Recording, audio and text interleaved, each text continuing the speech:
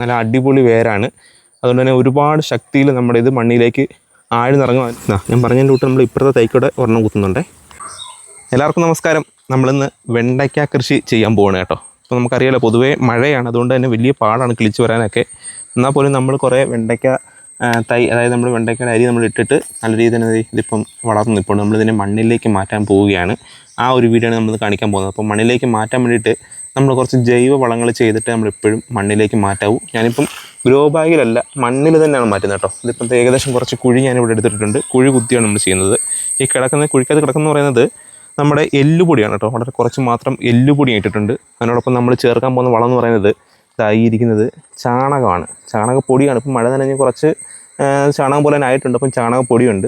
പിന്നെ ഈ ഇരിക്കുന്നത് പിത്ത് മിക്സ് എന്ന് പറയുന്ന ഒരു ജൈവ വളമാണ് കേട്ടോ. അതോടൊപ്പം നമ്മൾ ഇടുന്നത് കുറച്ച് വേപ്പിൻ പിണ്ണാക്ക് കേട്ടോ. വേപ്പിൻ പിണ്ണാക്ക് എന്ന് പറയുന്നത് നമ്മുടെ ഈ ഒരു ചെടിയുടെ സംരക്ഷണത്തിന് വേണ്ടിയിട്ടാണ്. അപ്പോൾ നമ്മൾ ആദ്യം ചെയ്യുന്നത് നമ്മുടെ ഈ ഒരു വേപ്പിൻ പിണ്ണാക്ക് നിന്ന് ഇത്ര ഞാൻ എടുക്കുന്നുണ്ട്. ഇതിനകത്ത് നിന്ന് കുറേശ്ശെ ഓരോ കുഴിയിലേക്കും ഇടുന്നുണ്ട് കേട്ടോ. ഇത് നമ്മുടെ ചെടികളുടെ ആരോഗ്യത്തിന്, അതായത് മറ്റേ രോഗങ്ങളൊന്നും നമ്മുടെ ചെടികൾക്ക് വരാതിരിക്കാൻ വേണ്ടിയിട്ടാണ് നമ്മുടെ ഈ ഒരു വേപ്പിൻ പിണ്ണാക്ക് ഇടുന്നത്. അപ്പോൾ ഒത്തിരി നിറണമെന്ന് ആവശ്യമൊന്നുമില്ല. നമ്മളിത് വളരെ കുറച്ച് മാത്രം ഓരോ കുഴിയിലേക്ക് ഇടുന്നുണ്ട്.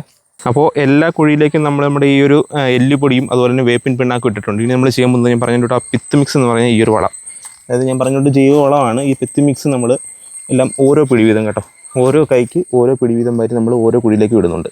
എല്ലാ കുഴിയിലേക്കും നമ്മളിത് ഓരോ പിടി പിത്ത് മിക്സ് ഇട്ടിട്ടുണ്ട്. ഇനി നമ്മൾ ചെയ്യാൻ പോകുന്നത് നമ്മുടെ ഈ ഒരു ചാണകപ്പൊടി കേട്ടോ. ചാണകപ്പൊടി നമ്മൾ നല്ല നനഞ്ഞിരിക്കുന്നുണ്ട് തന്നെ നമ്മളിങ്ങനെയാണ് വാരുന്നത്. നമ്മൾ കരണ്ടി വെച്ച് വാരി ഓരോ കുഴിയിലേക്കും കുറേശ്ശെ നമുക്ക് ഇട്ട് കൊടുക്കാം. ഒരുപാടൊന്നും വേണമെന്നില്ല, കാരണം നടുന്നേ ഉള്ളതുകൊണ്ട് തന്നെ നമുക്ക് ഒരുപാട് വളത്തിൻ്റെ ആവശ്യമില്ല. അതുകൊണ്ട് കുറേശ്ശെ ഇത് ഓരോ ചട്ടി വീതം വാരി നമ്മൾ എല്ലാ കുഴിയിലേക്കും മാറ്റുന്നുണ്ട്. അപ്പോൾ ഈ ഒരു ചാണകവും നമ്മൾ ഇട്ട് കഴിഞ്ഞ് നമ്മൾ ചെയ്യുന്നത് നമ്മുടെ ഇതിനെ മിക്സ് ചെയ്യണമെങ്കിൽ നമുക്ക് കുറച്ച് മണ്ണും കൂടെ ഇടണം കേട്ടോ. മണ്ണും കൂടെ നമ്മൾ ആ കുഴിയിലേക്ക് കുറേശ്ശെ നീക്കിയിട്ടിട്ട് നമുക്കിതിനെ മുഴുവനായിട്ടൊന്ന് മിക്സ് ചെയ്യാം. നമ്മുടെ ഈ ചാന്ത് കുഴക്കില്ല, അതായത് നമ്മുടെ സിമെൻറ്റും ഒക്കെ കുഴച്ചെടുക്കത്തില്ലേ, സിമെൻറ്റും മണ്ണും മണലും ഒക്കെ ചേർത്ത് നമുക്ക് കുഴച്ചെടുക്കത്തില്ല, അതുപോലെ നമ്മുടെ ഈ വളവും മണ്ണും കൂടെ നല്ല രീതിയിൽ നമുക്കൊന്ന് കുഴച്ചെടുത്തിട്ട് നമുക്കതിനകത്തൊരു കുഴി ഉണ്ടാക്കണം. എന്നിട്ടാണ് നമ്മളിതിനകത്ത് നമ്മുടെ ഈ ഒരു വെണ്ടയ്ക്ക നടാൻ പോകുന്നത് കേട്ടോ. എന്നിട്ട് നമ്മുടെ ഈ ഒരു വെണ്ടയ്ക്ക നമ്മുടെ കുഞ്ഞ് കൊണ്ടുവരുന്നുണ്ട്. ഇതിനകത്ത് നിന്ന് നമ്മൾ ഓരോന്നെടുത്തിട്ടാണ് നമ്മുടെ ഈ ഒരു കുഴിക്കകത്തേക്ക് എടുക്കുന്നത്. അപ്പം ഓരോന്നെടുക്കാം. നമ്മുടെ കുഞ്ഞ് തന്നെ എടുത്ത് തന്നിട്ടുണ്ട്.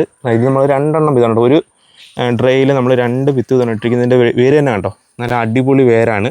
അതുകൊണ്ട് തന്നെ ഒരുപാട് ശക്തിയിൽ നമ്മുടെ ഇത് മണ്ണിലേക്ക് ആഴ്ന്നിറങ്ങും. അതിന് വേണ്ടിയിട്ടാണ് ഒരുപാട് വളം നമ്മളിപ്പോൾ ചെയ്തിരിക്കുന്നത്. അപ്പോൾ ഇനി എങ്ങനെയാണെന്ന് പറഞ്ഞാൽ നമ്മൾ എല്ലാം കൂടെ ചേർത്ത് നല്ല രീതിയിൽ മിക്സ് ചെയ്ത് കുഴി നമ്മൾ അടച്ചിട്ടുണ്ട്. ഈ ഒരു കുഴിക്കകത്തേക്ക് നമ്മൾ ചെറിയൊരു ദ്വാരം, അതായത് നമ്മുടെ ഈ ഒരു വിത്ത് അല്ലെങ്കിൽ നമ്മുടെ ഈ ഒരു തൈ ഇറങ്ങിയിരിക്കാൻ വേണ്ടിയിട്ട് നമ്മളിത് ഇതുപോലൊരു കുഴി ഉണ്ടാക്കി കൊടുത്തിട്ടുണ്ട്. ഇനി ഇതിനകത്തേക്കാണ് നമ്മുടെ ഈ ഒരു വെണ്ടയ്ക്കകളെ നടാൻ പോകുന്നത്. ഞാനപ്പം 2 തൈ വീതം നടുകയാണ് കേട്ടോ. കാരണം ഒരെണ്ണം ചീഞ്ഞ് പോയാലും നമുക്ക് മറ്റൊരെണ്ണം നമ്മുടെ കുഴിക്കകത്ത് നിൽക്കണം. അതിന് വേണ്ടിയിട്ട് നമ്മളിത് 2 നമ്മുടെ ഈ ഒരു കുഴിക്കകത്തേക്ക് വെച്ചിട്ടുണ്ട്. ഇനി നമ്മൾ മണ്ണിട്ട് നല്ല രീതിയിൽ നിന്ന് ഉറപ്പിക്കണം, അതായത് പിന്നെ നൂന്ന് നിൽക്കണം.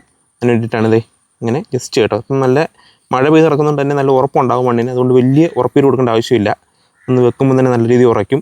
എന്നിട്ട് ഇത് നൂന്ന് നിൽക്കാൻ വേണ്ടി നമ്മൾ കുറച്ച് മാറ് കൂടെ ചെയ്യണം. അതിന് മുമ്പ് നമ്മൾ ഈ കുഴിക്കകത്തെല്ലാം നമ്മുടെ ഈ ഒരു വെണ്ടയ്ക്ക നമുക്ക് വെച്ചിട്ട് ഞാൻ ബാക്കി കാണിച്ചത് എന്താ ചെയ്യുന്നതെന്ന്. അപ്പോൾ നമ്മൾ ഈ കുഴിക്കകത്തെല്ലാം നമ്മുടെ ഈ ഒരു വെണ്ടയ്ക്കകത്ത് നട്ടിട്ടുണ്ട്. ബാക്കി കുറച്ച് ഇരിപ്പുണ്ട്, നടണം. അപ്പോൾ നമ്മളിനി എന്താണ് ചെയ്യുന്നത് പറഞ്ഞാൽ ഇത് കണ്ടോ, നമ്മുടെ ഓലക്കാലാണ് കിടക്കുന്നുണ്ട്. നമ്മൾ സാധാരണ ഓലക്കാല്, ഈ ഒരു ഓലക്കാലിനെ നമ്മൾ വെട്ടിയെടുത്തിട്ട് ഇതുപോലെ ആക്കി എടുക്കണം. അതുകൊണ്ടോ ചുവട്ടിൽ കുറച്ച് കീർക്ക് വരുന്ന രീതിയിൽ നമ്മൾ ഇതുപോലെ ആക്കിയെടുത്തിട്ട് നമുക്കിപ്പം ഇതിൽ നമുക്ക് കരുത്തുണ്ടാകത്തില്ല, ഒരിക്കലും നമ്മുടെ തൈക്ക് കരുത്തുണ്ടാകത്തില്ല. അപ്പോൾ ഈ കരുത്തുള്ള തൈ ആയതുകൊണ്ട് മഴവെള്ളം വീണ് കഴിഞ്ഞാൽ പെട്ടെന്ന് ഒടിഞ്ഞു പോകാൻ സാധ്യതയുണ്ട്. അപ്പോൾ നമ്മൾ ഈ ഒരു സാധനം ഒടിഞ്ഞു പോകാതിരിക്കാൻ വേണ്ടിയിട്ട് നമ്മളിത് 2 സൈഡിലും ഇതുപോലെ ഓരോ ഇർക്കിൽ അല്ലെങ്കിൽ ഓരോ ഓല കീറിയിട്ട് നമ്മളിതാ ഇതുപോലെ ഒന്ന് കുത്തി കൊടുക്കണം. അങ്ങനെ കുത്തി കൊടുക്കുമ്പം നമ്മുടെ എത്ര വലിയ വെള്ളം വീണാലും നമ്മുടെ ഈ ഒരു തൈ നഷ്ടപ്പെട്ടു പോകത്തില്ല. കണ്ടോ. അപ്പോൾ നിൽക്കുന്നുണ്ടെങ്കിൽ ഇപ്പുറത്തോട്ട് ഒരെണ്ണം കുത്തണം, അതൊന്നും കാണിച്ചു തരാം. ഞാൻ പറഞ്ഞതിൻ്റെ കൂട്ട് നമ്മൾ ഇപ്പുറത്തെ തൈക്കൂടെ ഒരെണ്ണം കുത്തുന്നുണ്ടേ. ഇച്ചിരി ദൂരോട്ട് മാറ്റിയിട്ട് നമ്മളിങ്ങനെ നാക്കി കൊടുത്താൽ മതി. അതേപോലെ കറക്റ്റായിട്ട് നമ്മൾ തൈയെ സംരക്ഷിച്ചുകൊണ്ട് 2 സൈഡിലും ഈ ഒരു ഓലക്കാൽ ഇങ്ങനെ നിൽക്കും. അപ്പോൾ ഇങ്ങനെ നിന്ന് കഴിഞ്ഞാൽ നമ്മുടെ ഈ ഒരു തൈ ഒരിക്കലും നഷ്ടപ്പെട്ടു പോകത്തില്ല, നല്ല കരുത്തോടെ വളർന്നു വരികയും ചെയ്യും. അപ്പം ഇങ്ങനെ എല്ലാവരും ചെയ്ത് കഴിഞ്ഞാൽ നമ്മുടെ വീട്ടിൽ തന്നെ നമുക്ക് വെണ്ടയ്ക്ക കൃഷി ചെയ്യുകയും ചെയ്യാം, നമ്മുടെ അടുക്കളത്തോട്ടോട്ട് നമുക്ക് പരിപാലിക്കുകയും ചെയ്യാം കേട്ടോ. അപ്പോൾ വളരെ ചെറിയ വീഡിയോ ആണ്, എല്ലാവർക്കും ഇഷ്ടപ്പെട്ട് കാണുമെന്ന് കരുതുന്നു. ഇതോടുകൂടി ഈ വീഡിയോ അവസാനിപ്പിക്കുകയാണ്. ഇനിയും പുതുമയാർന്ന മറ്റ് കൃഷി വീഡിയോ വീണ്ടും വരുന്നവരേക്കും നമസ്കാരം.